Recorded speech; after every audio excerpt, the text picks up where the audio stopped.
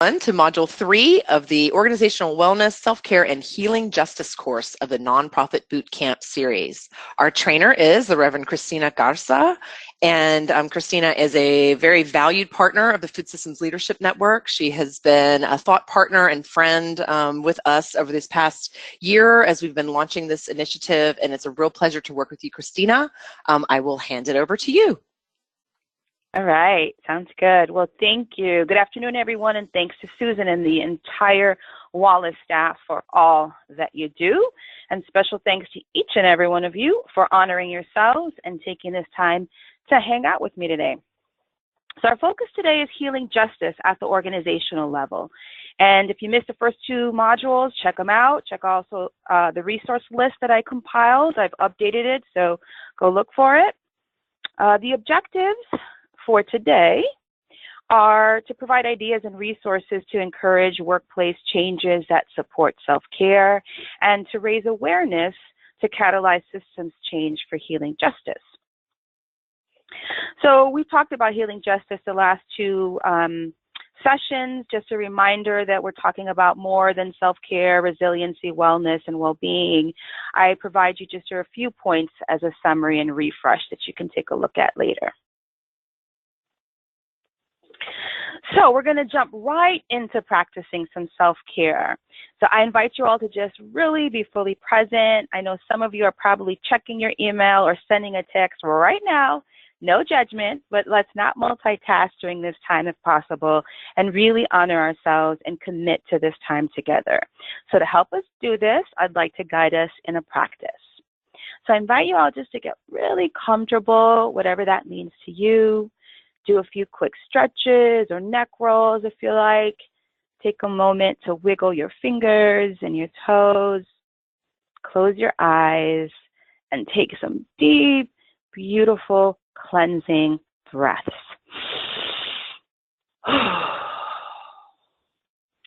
Now with your eyes closed, imagine in your mind's eye a time when you felt happiness.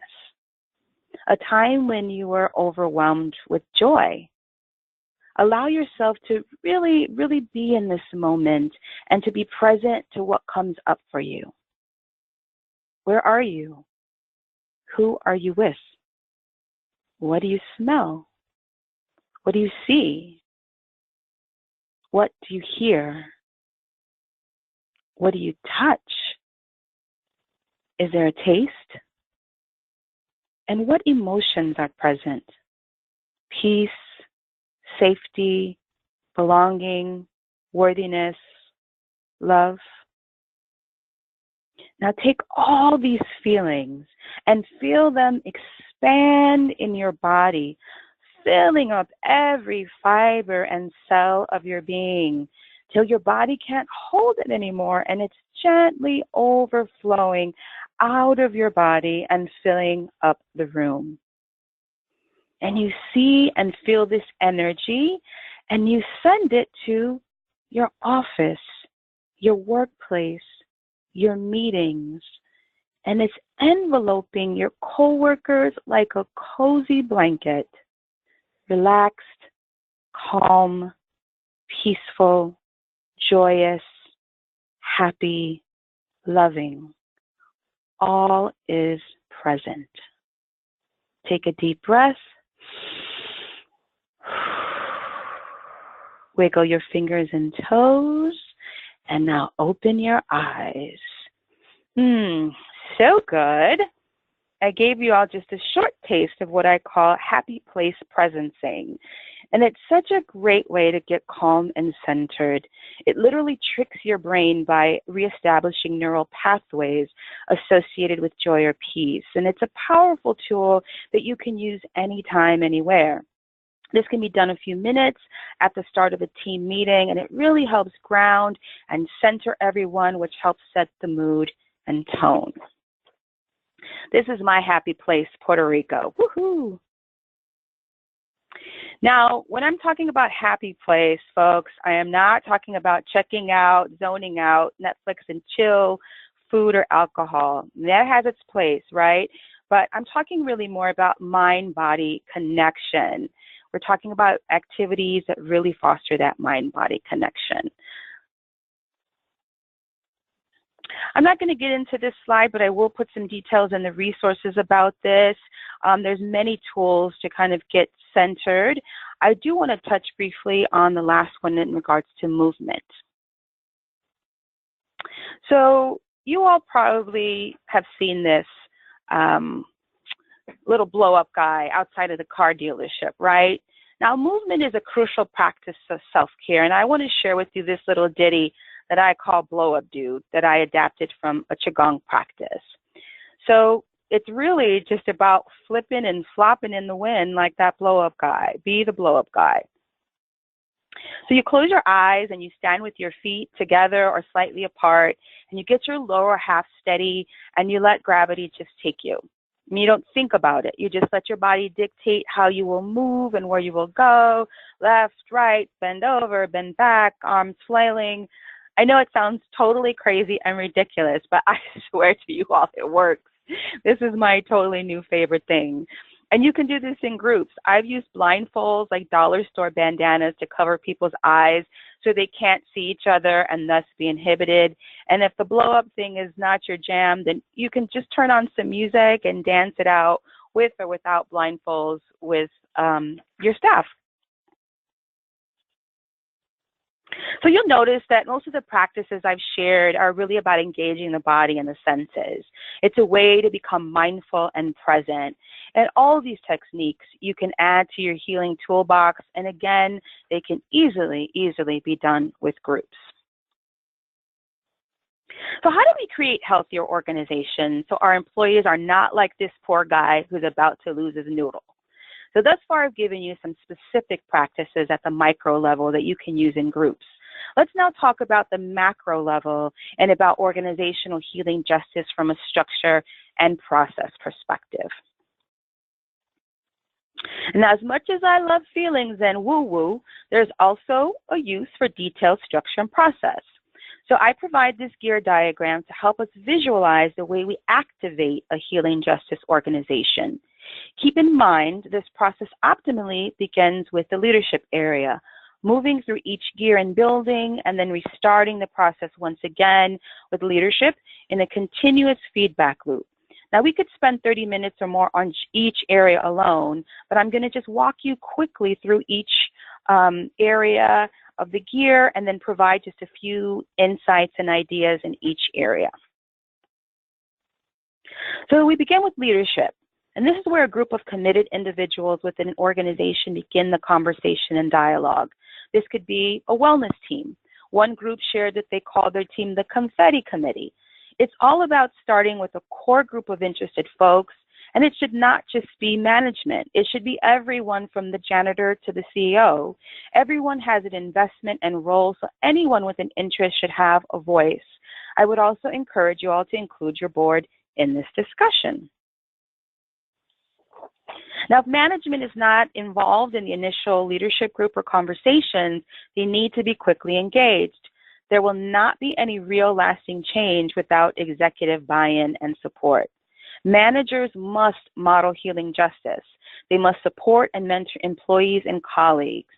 Mentors must make an investment in training in this area for themselves and also provide learning opportunities for employees. I mean, it's preferable to do this during work time at the office, but you can also pay for staff to go outside and do training, or you can provide comp time if training is done on an employee's time and dollar. Management must really commit to empowering employees and providing opportunities for them to contribute their ideas to organizational improvement, staff wellness, and resilience. I provided here a link in the picture with some other ideas. Now, changing organizational culture and opening up a space for healing justice cannot be a fly-by-night, seat-of-the-pants, piecemeal approach. It takes planning. So you must have some real data and strategy and honest self-assessment. I provide here 2 links for organizational assessment. The one I really like is the Culture of Wellness, the COW, I know, weird acronym. But it was designed as a performance improvement resource to increase an organization's awareness of the key components of a wellness-focused culture and to engage in a self-reflective process that assists in identifying what to keep doing, stop doing, and start doing. I would also encourage a survey of your employees and see what resonates for them. This cannot be a top-down approach. See my resource list for other evaluations and assessments. And once you've collected information, then you can create an organizational wellness plan with real goals, objectives, activities, and timelines. And in your organizational plans, I encourage you to incorporate the 8 dimensions of wellness. I've included the links for more information and a short animated video that explores the 8 dimensions. So support and operations. This is the nitty-gritty where the rubber meets the road. And here are some examples for consideration. The first is, how is your physical environment? Is it safe and comfortable? How's your lighting? Do you have a quiet room or a quiet space in the office? Are there plants? Do you have communal standing desks or exercise balls? Do you have signage or visual clues in the office signaling self-care, breathing, taking breaks, and getting moving? The next is your emotional space. Do coworkers provide support for one another, including offering kindness and compassion when others are struggling? Does staff avoid blame and forgive mistakes? And do you treat one another with respect, gratitude, trust, and integrity? It's important to review and amend policies and practices. How is your workflow and expectations? Are staff answering emails at all hours of the day and night? Are they working when they're sick? Do you have flexible work schedules and accommodations? Is there a real way to bring your full self to work? You know, Zappos, the online shoe retailer, and other corporate giants allow pets at work. Could you do a monthly bring your pet to work day? How about infants or children at work? I mean, and this one is huge for me, coming from my own experience as a mother. And considering that the majority of nonprofit workforce is female, this might be an area to explore. Another area is providing meaningful and creative opportunities for professional development. They can be things as simple as brown bag lunches on topics of interest, book club discussions, online training through numerous free MOOCs or the massive open online courses that are available these days. And I encourage every organization to educate staff about the signs and symptoms of trauma, secondary trauma, and compassion fatigue. And the last area of the gear is the the performance evaluation. And the creation of individual safety and self-care plans should be an organizational practice for all staff. Managers should provide reflective supervision, a model which gives staff an opportunity to meet regularly and collaboratively with their supervisors to reflect on how their work affects them and deepens their understanding of self-care. Now, through an organizational plan along with a personal self-care plan, employees can gauge their own self-care commitment and progress. Organizations should do a check-in through surveys or other formal and informal assessments to see what impact they're having with new changes toward wellness and healing justice culture. Finally, organizations must be willing to listen, adapt, change, try new things, and be flexible. Now, there are many benefits in going through this process beyond worker productivity. I mean, first, it helps build community. You move from a self-care to a group care model, from a me to a we, where everybody is responsible for each other's care. It builds shared values. It creates opportunities for people to engage and take ownership. It creates a new and improved vision of your work. And it promotes more sustainable and equitable structures and practices. Check out these readings again, especially the Happy Healthy Nonprofit, for more organizational level tips and research. Now, when I saw this meme, I was like, yes, boo-boo. Who wants to sit at another boring meeting? When do we actually get to work? And when we're meeting most of the time, how can we get to the work? It reminds me that we need to find new work practices and ways of institutionalizing self-care. And I want to offer a few thoughts to encourage everyone to find new ways of engaging staff. Now, some of you have shared the use of walking meetings, and I think this is brilliant. You know, you don't have to stay inside a stale climate control environment to get stuff done. Get outside in nature. For your walking meetings, we can, use technology like phones and tablets. You can use your video camera to bring people in for meetings on your walks. You could even download, there's note apps with voice recording features to be able to document the conversation. And there's services that I've used like GoToMeeting and GoToWebinar that record your call meeting and even transcribe it for you. Talk about meeting notes. So there are many possibilities. We need to use technology. And we need to get out of the box and offer unique, creative, and varied on-site opportunities for employee self-care and connection. Now, I've heard some of you say, oh, my boss or coworkers, they're not going to do it, But I've learned from experience that you can't assume what people will be into. When I was working with the training program for at-risk youth of color that were high school dropouts, a staff member introduced them to yoga, and that she was very fearful, about doing this. And at first the youth resisted and they grumbled, but guess what? They ended up loving it.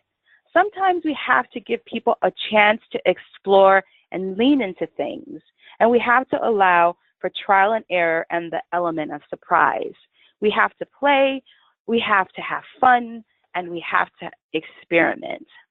And with that in mind, maybe your organization wants to go old school and try 80s, 90s, 50s day and don your best leotards and leg warmers and jam to some Tybo. I don't know. Now, there are a few final points I want to raise as we consider institutionalizing healing justice at the organizational level. We need to work with our staff to set boundaries and learn to say no. And it might seem extreme to tape a sign, do not disturb sign to your bag, but maybe we need to go to those lengths. We're often overscheduled with back-to-back meetings and calls, leaving no time to actually work, which then leads to late nights and weekends to catch up. And if our workplaces are not supporting boundaries, then we may need to begin seeing where we ourselves need to push back and see how we can encourage our workplaces to value our personal lives. Now, only you know what works best for you, and you need to be clear with others about that.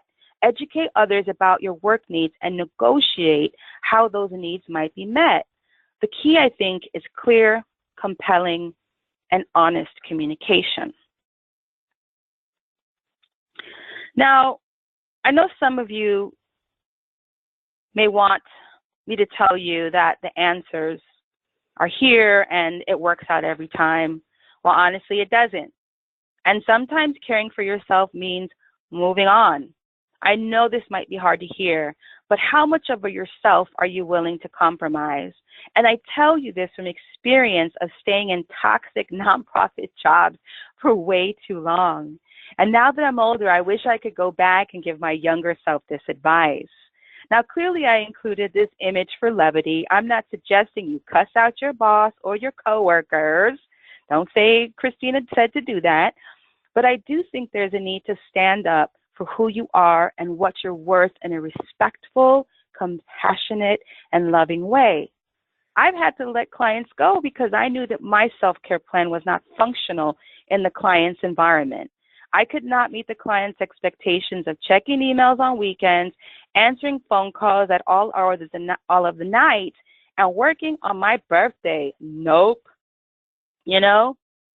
Warning, danger, Will Robinson does not compute.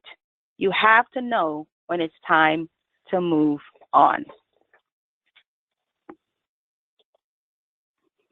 So let's continue talking about implementation of self-care at the organizational level.